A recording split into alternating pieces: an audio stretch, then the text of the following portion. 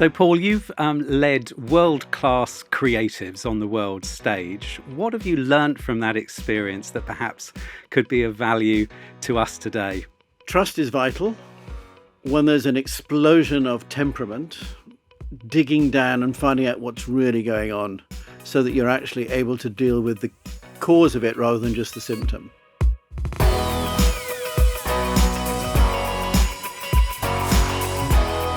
Hello, our guest today is Paul Hughes, former director of the BBC Symphony Orchestra and Chorus and the BBC Singers. In his illustrious 23-year career at the BBC, Paul led the orchestra on international tours, launched educational and outreach programmes, and oversaw major cultural and artistic changes to its style. Today, as a senior programming and mentoring advisor at the Lead Foundation, Paul uses his expertise in programming, strategic planning and leadership to bolster the emerging careers of the next generation, in both music and beyond.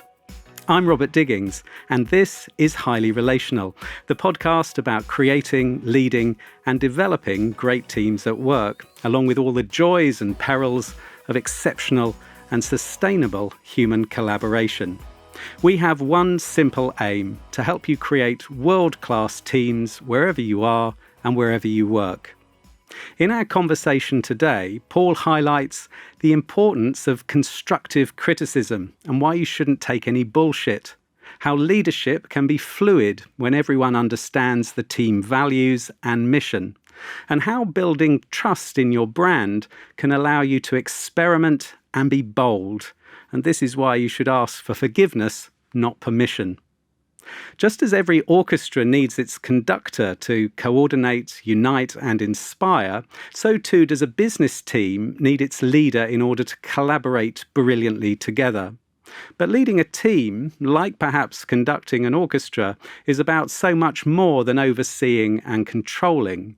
It's about listening, feeling, supporting and adapting to the unforeseen to bring out the very best in each of its players. There could be no one better than my remarkable guest today to tell us how to do this and perhaps bring some much needed harmony to the corporate workplace. I began by asking Paul, so what are the similarities between a business team and an orchestra or choir? Both are teams in their own way, and both are interdependent. For example, the management team of an orchestra can't do what they do without there being an orchestra there. And the orchestra largely can't do everything that needs to be done without the management team to support them. And if there's any skill in it, it's in encapsulating and articulating that mutuality, if you like, the interdependence of everything in terms of delivering a successful artistic outcome. So it might look like two teams, the old-fashioned them and us, the management and the workers. But in actual fact, in an orchestra, for it to succeed and really be effective, everybody has to be on the same page and everybody has to understand what the mission is, what the goal is, what success looks like, whether you're playing a double bass or whether you're working in the education department or the production department. And your role as director of the BBC Symphony Orchestra and the BBC Chorus is in a business context. You would be the CEO of that business unit. Is that how you would see it, or yes, is that right? I would say so. I am in my orchestral structure, and it varies from orchestra to orchestra. I was responsible for the overall artistic offering as well. So the music that was played, the artists that we would work with, the soloists, the conductors, the composers whose music we would play, the tours and so on and so forth. But also within that management team, I would have specialists in marketing, finance, education, production, radio production, stage management and so on and so forth. And the job is to articulate what the mission is, to bring everybody on board, and basically to get out of the way and let them get on with it. I mean, I tend to lead rather than push. I like to sort of let the team tell them what needs to be done, listen to what they think needs to be done, and then really just get out of the way. For example, when we're away on an international tour somewhere, the management team always say, okay, you're here for two reasons: to do the schmoozing, and if anybody gets sick, you have to take them to hospital. And you think, okay, fine, that's okay, I know my role. Did you feel you had two teams a business and management team and an orchestral and artistic team? Or in your mind, was it just one thing? How did you how did you navigate that is really what I'm asking. Well, over the course of the 23 years that I was at the BBC Symphony Orchestra and previously in other orchestras, that culture changed over time to one where the understanding of the mutual interdependency of the players and what they do and the management team of what they do and the respect across those two was really what led to it being one team. And it can only ever be one team. Even if you're sitting around a table negotiating with the union, you're sitting around a circular table rather than either side of a square table because we're all after the same goal. And that, I think, is absolutely essential. And I have seen one orchestra that I ran many years ago in Scotland. At the time I took it over, the problems of the orchestra had been played out on the front page of the local paper for weeks and weeks and weeks on end. And it was all about the orchestra, and the management team were completely marginalized and completely demotivated, and feeling really like, they had just been sidelined. And so bringing that back together again was one of the main goals, if you like, in terms of building bridges and repairing that operation and bringing that sense of self-worth, self-confidence back to the whole team. It's what I was talking about earlier on, where that sort of sense of respect, when you're dealing with world-class creatives, you have to understand that they do an extraordinary job, even though they might come to work and the kids have lost their shoe on the way to school or whatever it might be. When they get there, they are having to deliver something of extraordinary quality every single time. And so they do have certain requirements, if you like. But I always think, lines have to be drawn sometimes and bullshit not taken. So I think from my point of view, I love working with musicians. If you understand them, you understand how they work, and you gain their trust, then the possibilities are endless for the kind of projects one can do. I really like the way you describe the people that you used to lead, and I get a sense of the love and the passion for the work that you did in the BBC. Yes, it's easy to think that the management team are not creative, but they are massively creative because they're solving problems all the time. And when there's a fantastic concert and then there's a full audience and you can sense that buzz in the audience, then nobody is happier than the team itself, the management team, sitting there thinking, yeah, it was a great show, really good.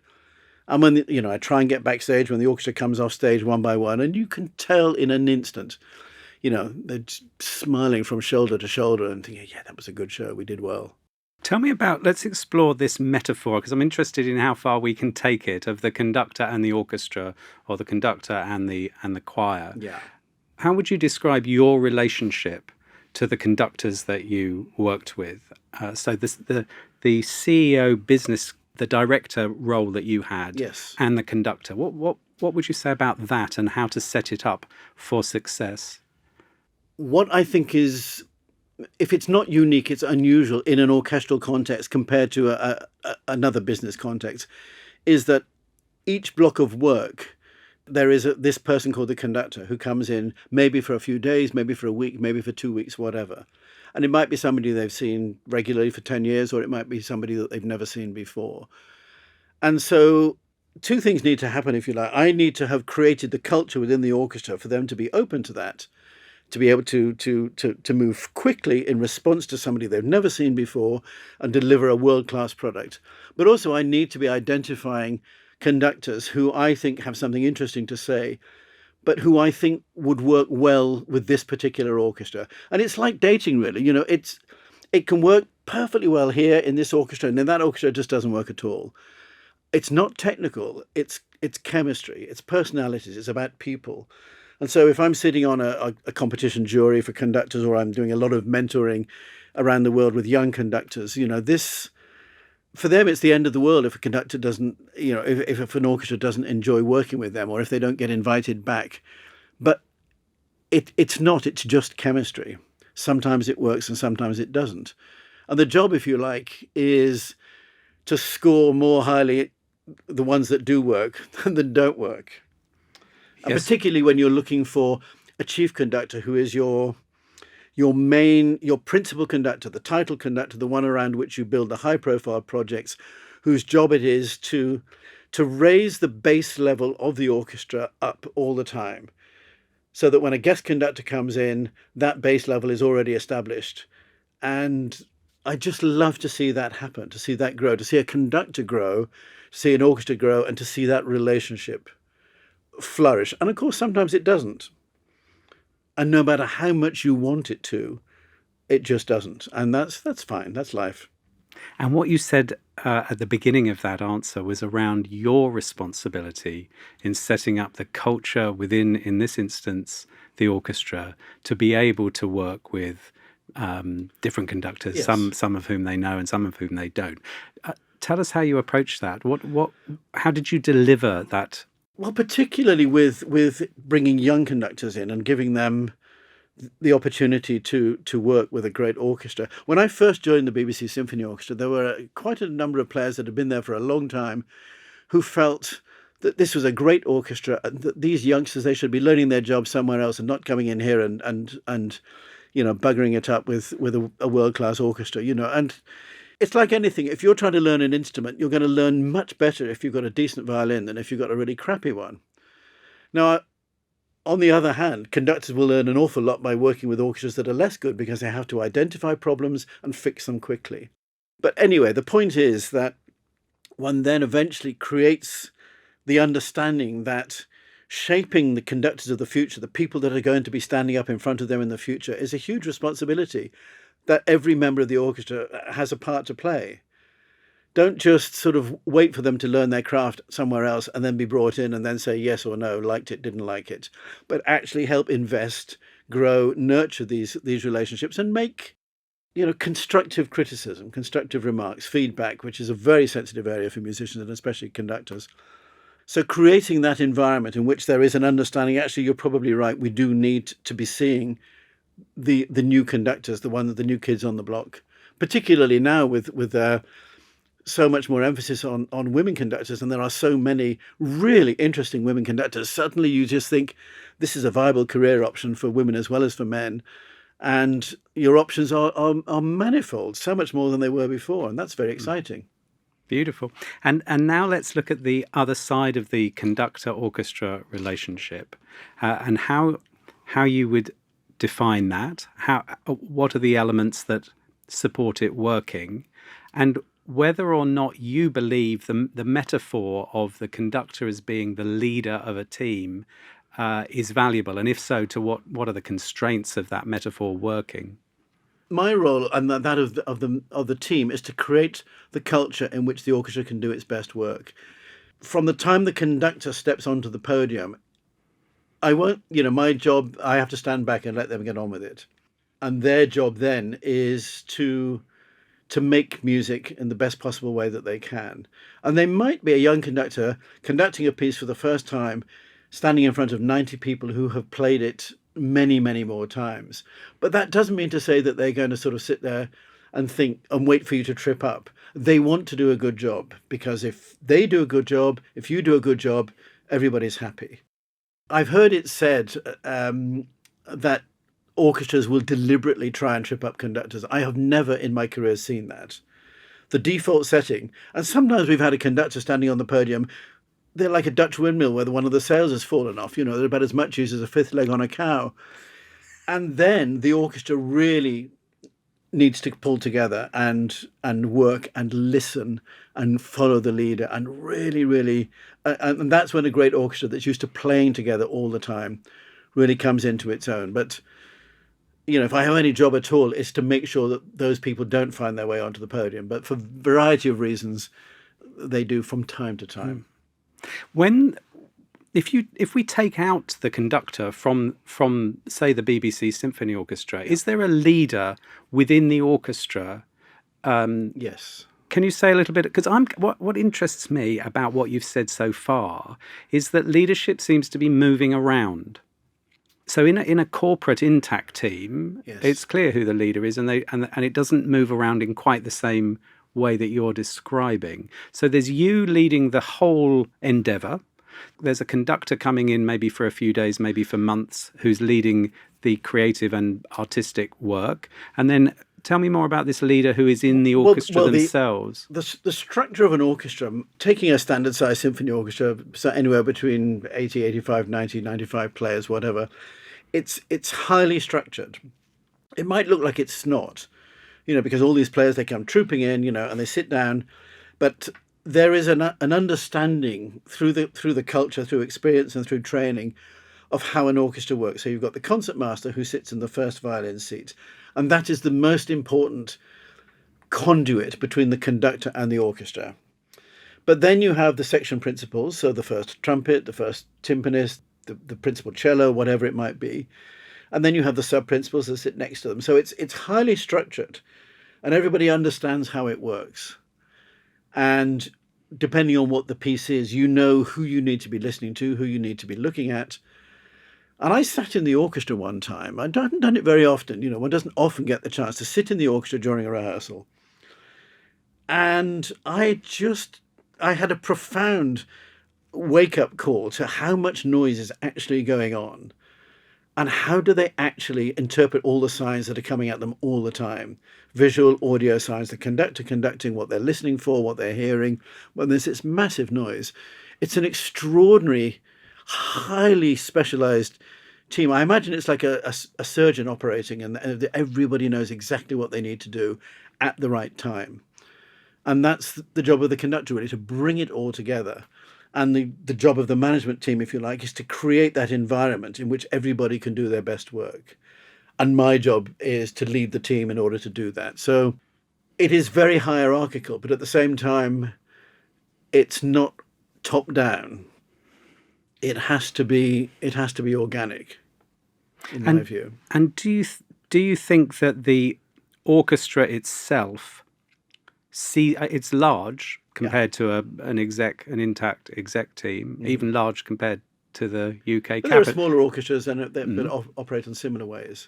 Do they see themselves, would they talk about themselves or describe themselves as a team, or is that not how that would be held for most of them? They absolutely would. They would absolutely describe themselves as a team, possibly even as a family, because, they probably spend more time with them than they do at home.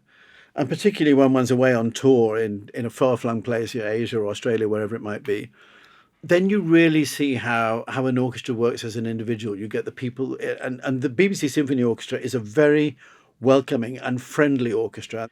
And the people who are not staff musicians, but the ones who come in as freelancers just for a particular project, they are welcomed in exactly the same way. Because, they're all musicians. If we've got kids coming in and sitting in amongst the orchestra playing with us on an education project, they're treated as fellow musicians, even if they're 7 years old and they can barely hold the violin. And that is a culture that, I and the team had worked very, very hard to create and to change over time, that culture. And I'm making some connections with last week's podcast with Tony Llewellyn, who is an expert in multi-stakeholder teams and major projects. He and it's kind of well known that supposedly the ideal size of a human team is about 6 to 8 people. You're dealing with a very large team, and in some ways you're dealing with the orchestra is a team of teams. I mean, that's an interesting way of putting it. It is a team of teams because, I think I had about, with the BBC singers and the chorus as well, I probably had about 8 direct reports. Underneath them, they had their own teams, and it might be the library and the radio team and so on and so on and so forth. So, yes, it is a team within a team. And the key to success, I suppose, is making sure that everybody knows what needs to be done. Do the musicians and the singers understand and pay attention to the corporate, the business side? Or are they more into the art and the music because that is their role? The job, I think, of managing a high-performing team like an orchestra either within the culture of the BBC or just generally the cultural life of the UK, is giving them enough information so that they know what's going on around them, both immediately around them and in the wider economy politically, as far as it affects the culture, if you like. But not so much that you produce huge degrees of anxiety that they then can't perform at the highest level. And that balancing act is constant. But, I have found that the way that I have been able to get trust and support for even difficult decisions and difficult moments is by being completely open in terms of communication with the orchestra. So when we've had difficult times, when we've had budget cuts, when we've had to close posts, there is no value in my book in just trying to sort of do that secretly to yourself and then dumping it on them. Tell people what is happening, tell them what we need to do, and let's all work on it together. And that has produced enormous benefits in terms of the culture of the organisation. Because within the BBC is now a very top-down organisation. Everything comes from the top. There's precious little organic discussion and development, if you like. And it didn't always used to be like that. But within the symphony orchestra, I think we tried very much to make sure that everybody knew what was going on. So I would speak regularly with the union steward, regularly with my management team, regularly with the chairman of the orchestra or chairwoman of the orchestra. And basically, it's like an informal health check all the time. I love that when one goes in and maybe it's just in a break or just before a rehearsal's about to start or something like that. The kind of conversations you have and pick up, and the information that you can give out, that's worth more than any formal meeting. When often people don't feel comfortable saying what they really want to say in public, they'll probably trot up to the office later and say, actually, I just wanted to say this, but I didn't want to say it down there. I know it's a cliche, but I always had a door open policy. And if it was closed, it was for a very good reason. But most of the time, if somebody knocked on the door and wanted to come in and talk about something, we would talk about it. You make time, you listen. It's so important. I mean, my question about almost trying to slice it up around art and money is somewhat clumsy and naive, because of course money and art have gone together for millennium. Well, not enough money and art have gone together for. Yes, well, indeed. So navigating that, everyone, it's a profession. Everybody understands that these two things have to work in some form. They do, very much so. And one sees in some organisations with enormous boards full of wealthy patrons or business people and who have run successful widget factories or whatever it might be. In order to run an arts organisation, an orchestra, just as good an example as any, you have to have the ability to suspend your disbelief for long enough to be able to do it. Because on paper, it doesn't make sense. A successful concert is one that loses less money than an unsuccessful one. That's why, since for hundreds and hundreds of years, the arts have been subsidised by the state, by the patron, by the king, the court, by rich individuals. Every country has its own version of that. And there are very few major arts organisations that run entirely, well, it just wouldn't work financially. And so that's why, I and my colleagues who running all the orchestras, around the world that I know, I think we do a fantastic job because not many other people do. People don't understand how orchestras work, and because sometimes you lose money and you lose money that wasn't expected, the automatic assumption is that actually if we put a business person in there, that wouldn't happen. Well, no, because they simply wouldn't understand what the most important thing is. And the most important thing is the quality of the product and the relationship with the audience. And in that respect, of course, all businesses creating products have a customer. Yeah. But there is something very exposed about artistic creation, because the product is intended to be consumed and enjoyed by many, many people. And also there are lots of professional critics who are interested in trying to work out whether this is better than that. And what's it like leading a business or a team where the quality of the output is so continually on show? There's nowhere to hide, is there? That's a really interesting question. And I have a friend in the business who used to be the head of press and comms at the symphony orchestra, and she always said, we get far more column inches for the BBC Symphony Orchestra because you do the unusual repertoire that you do. And I think it's absolutely essential that the, if you like, the artistic vision is not only front and center, but it's articulated so that everybody knows what the proposition is. So you're not misleading your audience. And it might take a while. I'll give you an example. When I first joined the BBC Symphony Orchestra, it was in the days when you used to advertise the concerts in panels in newspapers. It would say on Monday it was this and Tuesday it was that and blah, blah, blah. And I said to the marketing manager, you haven't put any of the new pieces in, any of the commissions. No, came the answer, because if we do that, people don't come. And I thought, well, hang on a minute. That is our USP. That is what the symphony orchestra was set up to do in 1930. And we do it better than anybody else. We should be leading on that. And so we did, and not necessarily in terms of changing the artistic direction, but in terms of changing how we communicated it to the public, so that you weren't sort of trying to slide the broccoli under the mashed potato and hope people wouldn't notice it. You actually said, this is what we're about. We're commissioning some of the greatest music of the 20th and 21st century and presenting it. And what's more exciting, in my view, than presenting something that nobody has ever heard before? Therefore, you might put on an obscure program with really unusual pieces, maybe 1,000 people, whatever, if you're lucky. But they're all there because they know exactly what they're coming to. They're not misled. I thought I was coming to a Mozart night, and they're doing this stuff. That's never been our style.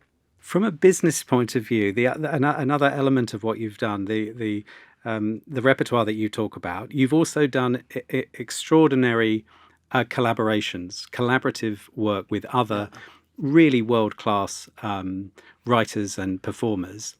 In a business context, that would be probably talked about as partnerships. And there is a body of thought amongst entrepreneurs that partnershipping is the absolute way for success.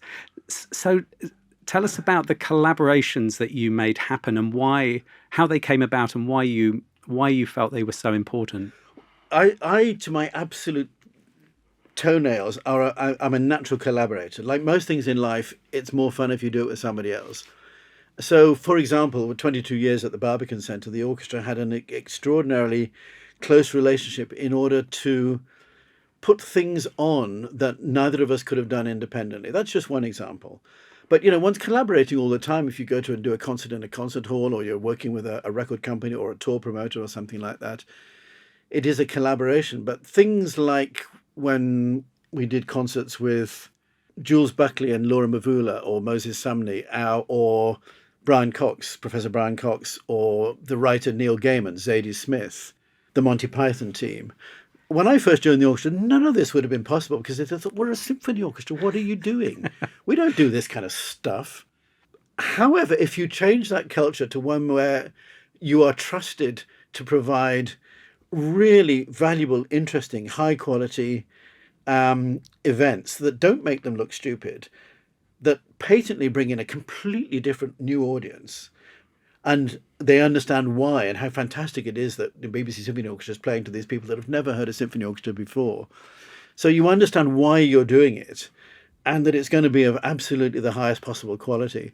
Then the orchestra loves it. And when we do the concerts with Neil Gaiman and David Tennant came on as a guest artist, and just the place is, of course, packed with people to see the people they love, whether it's Brian Cox talking about the planets or the Monty Python team celebrating their 40th anniversary. These are kind of things which are gold dust to a modern symphony orchestra because you're not compromising the quality of what you're doing, but you are reaching a completely new audience. And you're not trying to drag them into your Brahms cycle or your Beethoven series or whatever it is. You're actually creating really bespoke, high-quality orchestral experiences for that audience. And that's the thrill, I think. I remember the first time we did one of these projects with an author. It was with David Sedaris. And it came about because I'm a big Sedaris fan, and I was sitting listening to his radio program one day, and I just thought, oh, wouldn't it be interesting if we could do this? You just need to have that kind of idea. And then, you go after it like a terrier at a bone, and you don't take no for an answer until it happens. And then his agent, not quite so sure, who is this orchestra, what's going on, So there was another relationship that needed to be developed. And that led on to a whole load of other things. So having those ideas and being tenacious about it, I think is one of the most enjoyable parts of the job, for me anyway. Well, and it's also holding the vision of the value and the potential that's held that you can see and hold in those collaborations. And at that time, having the support of certain key people within the BBC to do those, because of course they needed to have a broadcast outcome. And most of the time, most of the BBC has no idea what the symphony orchestra is doing, and yet when you engage with a famous writer, suddenly different stations take a look at it and think, actually, this is really interesting. You're doing a project with Zadie Smith. Ooh. Okay, yes, we'll do that. But in a way, you have to do it first. Now, it's a bit, I suppose one of my mantras as a manager, as a leader, is to ask for forgiveness rather than for permission. If you're absolutely sure that you know what you're doing is going to be good and is going to bring credit to and distinctiveness to the BBC offering. And in public service terms, that is absolutely essential. It's got to be distinctive. And in that, I think we've heard how you are a creative leader and how you might not be playing in the orchestra that you lead, but you are bringing enormous amounts of creative vision to the role of director of the orchestra. Yes, for me, that's absolutely essential. I know that in other countries, for example, in the United States, the management team is structured in a different way, and the drive, if you like, of the artistic product doesn't necessarily sit with the person at the top of the organisation. That would never suit me. One of the things we really want to do as part of Highly Relational is offer people actionable ideas, things that they could try this afternoon or tomorrow in a meeting. Can you give us some pointers as to what someone could do differently that would bring some of what you've done over the last 23 years to their business? So it's something for people to think about rather than to do. And that is to understand, when people ask you, what is your leadership style? And you think, oh, what is my leadership style? For me, the leadership style varies enormously depending on whether I'm talking to a politician, a musician, my family, whatever it might be, But the values that you as a leader espouse have to be consistent, whoever you're talking to. And I think how you are your authentic self in terms of the values, whether that's, transparency, trust, communication, honesty, fairness, loyalty, these are the values that I espouse very highly and have stood me in good stead. But my leadership style varies enormously depending on who I'm talking to. But those values have to be consistent. And without that, you're sending out so many different messages to a team whose values you also want to share. And I think it's very important to just, every now and again, take a stock check of, am I applying those values consistently in everything that I do, whether it's recruiting a player, dealing with a performance management issue, dealing with a funding body, a sponsor, whatever it might be. Beautifully put. And thank you so much for your time and for coming to our studio today, Paul. It's been a pleasure speaking to you. I've really enjoyed it, Robert. Thank you for asking me, and I look forward to hearing it. I might learn something.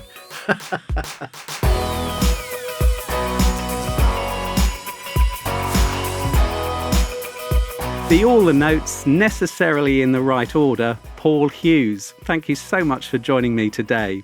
You've been listening to Highly Relational. Check out the show notes for more information about today's guest and the topics covered. And if you're enjoying these conversations and getting value from them, do please give us a like or rate wherever you're listening or watching. And of course, there's no better way to support what we're doing than by subscribing. I'd like to thank today's studio engineer at Spiritland Studio King's Cross, Tom Ross. Our researcher is Ella Halsell, and the series producer is Ollie Guiu. I'm Robert Digings. Thanks for listening, and goodbye.